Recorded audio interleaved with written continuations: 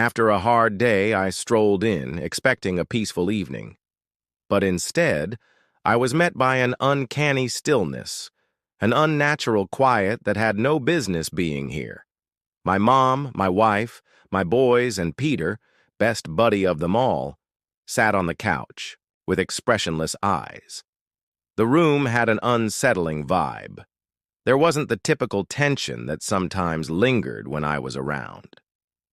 I had returned home after a long day, yet it wasn't the odor of Doris's overcooked meal that signaled something was wrong.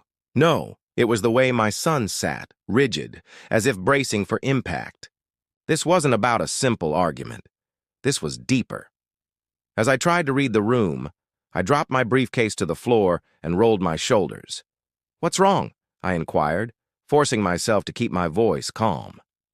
No one spoke at first. Their silence made my skin crawl. Then my eldest son, Michael, cleared his throat. His next words would haunt me forever. "Dad, sit down. You need to accept a fresh perspective. You're no longer the head of this household. Uncle Peter has taken on more of a paternal role for us." "Excuse me?" My voice sounded perfectly normal as I blinked, sure that I had misheard. A forced calm battled the heat blazing inside my chest. Michael wouldn't look at me. His fingers tapped against his knee, a nervous tic he'd had since childhood. But I wasn't focused on him anymore. My attention shifted to one person, the one person who should have stopped this. Doris. She sat there, hands folded neatly, in her lap. Her expression unreadable. Not surprised, not apologetic, just neutral. She knew. They all did. My mother shifted slightly, exhaling as if this moment had been long expected. She wasn't surprised. She wasn't upset. She was complicit. And Peter, my so-called best friend, didn't even flinch. His stance was relaxed, like this entire affair was just another business meeting. He looked comfortable. Too comfortable. Like he belonged there. Like he had been in my seat for a while. The realization hit me like a hammer to the chest. This wasn't new. This wasn't spontaneous. This had been planned. I glanced at my sons, hoping, pleading, for even a trace of regret. But Michael was resolute. And Eric, my younger son, though less vocal, didn't look away. He didn't dispute it. I took a slow, deliberate breath, holding down the wrath bubbling beneath my skin. I had spent years mastering the art of control, dealing with merciless men in the courtroom, dismantling opposing arguments with precision. But this wasn't a legal battle. This was war, and I had walked straight into an ambush. "Peter is more like a father to you?" I repeated, my voice alarmingly even. Michael nodded, his mouth tightening. "Yeah, I didn't look at Peter yet. Not yet. I wasn't ready to acknowledge him. Instead, I turned to Doris. "Doris," I said, my voice laced with something harsh, something deadly. "Is there anything you'd like to add?" For the first time, her composure cracked. She inhaled sharply, brushing down the fabric of her dress as if that could lessen the weight of her betrayal. She wasn't ready for this conversation. That was my first victory. "I guess it's best if we all—" I held up a hand. No. No generic, rehearsed remarks. No deflections. My voice was a blade, cutting through the thick silence. "Tell me, Doris, when exactly did my role as your husband and their father die? Was it gradual? Or did you make the decision in a single night while lying in my bed?" Her lips parted, but no words came out. That was my second victory. She hadn't expected resistance. She had expected me to either explode or break. Instead, I was calculating, cold, controlled. And then, finally, I turned to Peter. Peter, the man I had once trusted with everything. The man who had been there for the birth of my children, who had toasted at my wedding, who had celebrated my victories and grieved my losses. The man I had considered a brother. And now, He sat in my house, in my presence, waiting for me to acknowledge that he had won.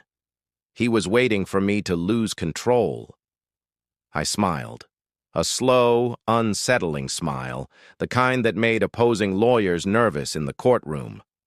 Peter's confidence wavered. And that was my third victory. I breathed in, stepping back, straightening my cuffs as if this entire betrayal was nothing more than an interesting footnote in my evening. The room was claustrophobic, the walls closing in, but I wouldn't let them see it. I wouldn't give them the satisfaction of knowing they had hurt me. Instead, I looked toward the door. "You have something to say?" Peter finally asked, his voice smooth, controlled, cocky. I hesitated, tilting my head slightly, letting the moment stretch, letting the tension coil. Then, I chuckled. A low, knowing grin. That was my fourth victory. Without another word, I walked out, because this wasn't the night I lost. No, this was the night I prepared, and by the time they realized what was coming, it would be far too late. Always paid in advance. He never even thought about it. But as he checked his financial records, his heart started racing. The money was gone. His father had pulled everything. Michael had always imagined, always believed, that his education was something assured. That it would always be there, just like his father always had been.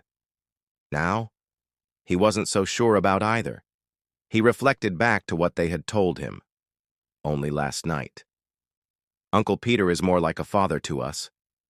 Suddenly, his stomach twisted. He had chosen badly. Eric's lifestyle. Crumbles, Eric was the first one to break the stillness. "Mom," he snapped, running a hand through his hair. "I just tried to buy gas and my card was refused. Again." Doris barely responded. She just kept staring at her phone, her mind elsewhere. Eric scoffed, pacing. "I called the bank. Guess what? My account has been drained." He wheeled around, gazing at his mother and sibling. "Is anyone going to say it? Dad is cutting us off." Michael clenched his mouth but still said nothing. Doris, however, finally let out a deep breath. "Yep," she conceded. "He is." Eric let out an angry chuckle, putting his palms up. "Yeah, that's simply amazing. I mean, honestly, what did you think was going to happen? You let Uncle Peter walk all over him, and now we're all screwed." Doris snapped her head toward him. "I didn't let Peter do anything," she growled. "Your father—" She stopped herself, exhaling sharply. "Your father is just retaliating, that's all," Eric yelled again. "Retaliating? Mom, wake up!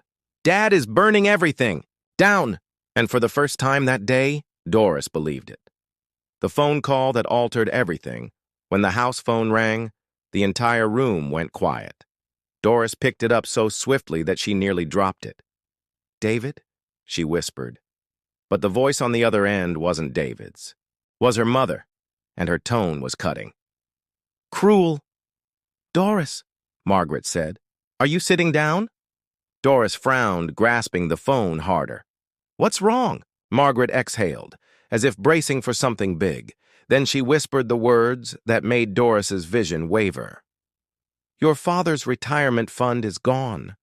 Doris's mouth grew dry. "What?" she whispered. Margaret continued, her voice stable. "I checked this morning. The accounts. The ones David maintained for us, they're emptied. Every last cent. We're broke, Doris." Doris couldn't breathe. "But that's not possible. David wouldn't—" "Oh, wouldn't he?" Margaret's voice sharpened. "Because I think he would. And I think he just did." Doris's mind reeled. Her father, her mother. They had relied on David for years. His investments, his management, his ability to make things work. And now? Now, it was everything. Gone. She forced her eyes shut. Her own parents were paying for her. Error. And for the first time since this all began, she felt something she never thought she would. Regret.